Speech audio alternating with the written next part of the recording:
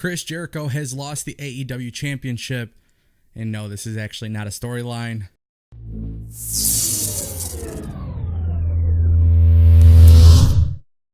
Welcome back to Destination Pro Wrestling here on YouTube. My name is Ango. You guys can follow me on Twitter at Tango with Ango. We also got Facebook and all that stuff. Links in the description down below. But yeah, you know, we're starting off the video nice and hot. We got a lot of stories, a lot of things happening in today's video. So make sure you watch the video in its entirety because you definitely don't want to miss some additional news. Guys, we have to talk about it. Chris Jericho has lost the AEW World Championship belt. And this is a problem because Chris Jericho had lost this belt, not in a storyline. He didn't drop the belt to an opponent.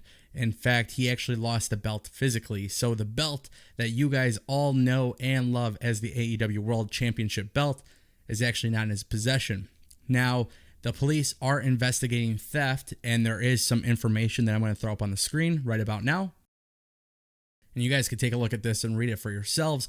But ultimately, what you guys need to know is that this is a very, very expensive belt, and somebody has it in their possession. AEW has officially confirmed this as well by responding to some comments on Instagram. So this is very interesting, but I will give AEW props for confirming the story. And then, of course, there is the police report. But basically what happened is Chris Jericho is traveling between limousine rides, terminals at airports, blah, blah, blah. You know, things get pretty hectic, especially when you are the world champion. The belt is no longer in his possession. And, of course, now with such a valuable product, a valuable title belt on the loose, it's probably in the wrong hands. Who knows what's going on, but clearly Chris Jericho doesn't have it. Now, this is kind of embarrassing, but ultimately you can't blame theft. You know, you can't blame theft on Chris Jericho, especially because it is such a highly coveted and expensive possession.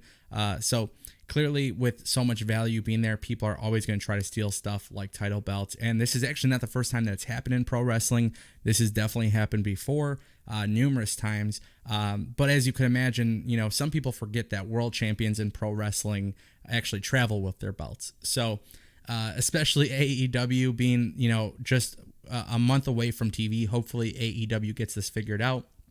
Whether that means they have to go into their budget and get another one produced or however it works, I don't know. But hopefully they can get that one found. Clearly at this stage of the game too, if you are a world champion in pro wrestling, I can't imagine how difficult it is to actually travel with a belt because in 2019, this is something that in a way it's unexpected, but like, you can kind of expect these things to happen, especially now with, you know, theft and things being incredibly high. Especially, you know, you do got to remember these guys are traveling from city to city, state to state. I know AEW is trying to do less than what WWE does in terms of travel, but since a lot of the wrestlers are responsible for carrying their belts, it does make it very interesting. Perhaps maybe AEW and honestly WWE and all the companies, Impact, ROH, because these title belts are so expensive, perhaps they should have their world champions not travel with them. But ultimately, yeah, the belt is gone. It's not in his possession. Just a really screwy and weird, very weird scenario. But again, AEW has confirmed the story as well as the police report that's been surfacing. And then, of course, Longhorn Steakhouse. They've also confirmed this as well. So, again, the title belt is gone. The title belt is missing. We're about a month away from TV. And hopefully things get sorted. Hopefully things get found. If not, hopefully AEW has a plan. But ultimately, this is a big blow, and it is kind of embarrassing. But like I said, it's not really Chris Jericho's fault, nor is it AEW's fault. So if you guys are somebody who really loves WWE and you just want to take a huge hit on AEW, well, this is not the scenario for you because clearly this is something that you really can't avoid. You can try avoiding it the best you can, and for the most part, pro wrestlers do that very well. But in this situation, it seems to be the opposite. Speaking of title belts, we officially have the first official image in detail of what the women's championship belt looks like, and we're going to throw that image on the screen now.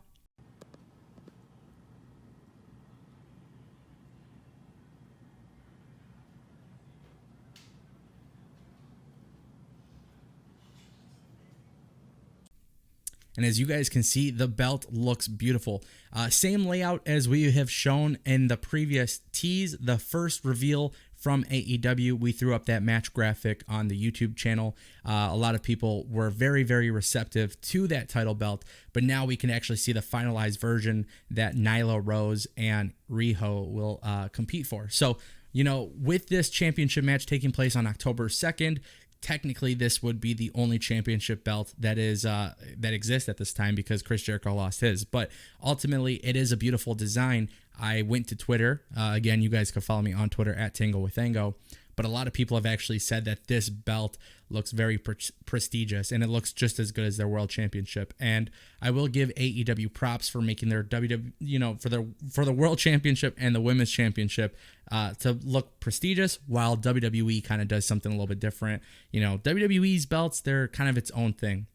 AEW's belts remind me of like the old school, Georgia South Wrestling, all that stuff. Georgia, nonetheless, AEW kind of reminds me of like the old school ones, and that's kind of the nice thing about AEW here. But the world championship for the women's division is being highly regarded, like as a very highly coveted prize. So when I say this, what I'm essentially telling you is AEW is investing major money into the belts and how they're designed and how they look, because they want it to feel prestigious. They want it to be prestigious. So from what is coming out, according to a lot of reports, it's being said that the women's belt should always be the semi-main event for AEW. So AEW would have the men's world heavyweight championship and then the women's championship, and those two would finish out the pay-per-views. Only time will tell. We'll know that by Full Gear pay-per-view, which is taking place in November. If you guys want to know more details on that, we do have that video link in the description, and I'll throw a card somewhere up on the video. But that video, we talked about some of the major plans with Pac and Hangman Page and Chris Jericho possibly defending it in a multi-man match. So ultimately, you guys will definitely want to check out that video. But the idea that the World Championship for men and the World Championship for women would be at least the two main events, to me, is a very good thing in pro wrestling. I think that means that your belts are truly regarded as a very valuable possession, something that you really want. Whereas in WWE, sometimes the WWE Championship is like the third match on the pay-per-view card, which, as you guys know, is something that a lot of people complain about. I also wanted to add one more story to today's video, just kind of like an update for my regular viewers. We were talking about Casey Catanzaro, who is from NXT, in regards to her possibly leaving WWE or quitting WWE or possibly retiring from wrestling entirely. We do have an update. It looks like there is some sort of question marks in regards to this story. So right now she is teasing a return to the ring despite all the reports. So for those who are really big fans of her, you guys know that she is being highly regarded as the future of the women's division with WWE. Obviously, going from TV to, American Ninja Warrior to WWE, she really translated very well and very quickly. So for those who are fans of her, people that are excited to see her back in WWE, it is being said that there is a chance that WWE would not release her. And who knows with the contract stuff? You guys know WWE could get very, very confusing with contracts. But WWE has pretty much made NXT a priority, and the women's division of NXT is a huge priority and something that we could expect to see as a really, really big thing for USA Network. So Casey possibly, going on to weekly television with WWE on NXT on USA should be very interesting stuff, but we don't know entirely what's going on. And just some extra tidbits, if you guys are watching all the way up until this point, Vince McMahon is not going to be on NXT. He's not going to be involved. According to Triple H, he actually said this. He said that Dave Meltzer was wrong and that essentially Triple H will be continuing to run NXT the way it's been, but now with the network, which ultimately makes me excited because I don't want Vince McMahon touching that product creatively. But it is being said Vince McMahon will oversee some of the things, with like sponsors and things like that. But ultimately, Triple H will run the show creatively like he has been for the last several years, which if you guys are a big fan of NXT, then this is good news. And ultimately, like CM Punk said at the StarCast thing, you don't got to pick one company over the other. There is enough wrestling for you guys to enjoy. So, guys, with that being said, my name is Ango. A lot of news in this video, but I want to just kind of condense it instead of doing multiple videos today. A lot of good things, a lot of bad things, but nonetheless, I want to hear you guys' opinions down in the comment section down below. Follow me on Twitter at Tango with Ango. And of course, we have Facebook. We have the Destination Pro Wrestling Champions for $5 a month. I haven't really shouted that out in a minute, but make sure you guys check that out as well. And I will see you guys next time. Peace.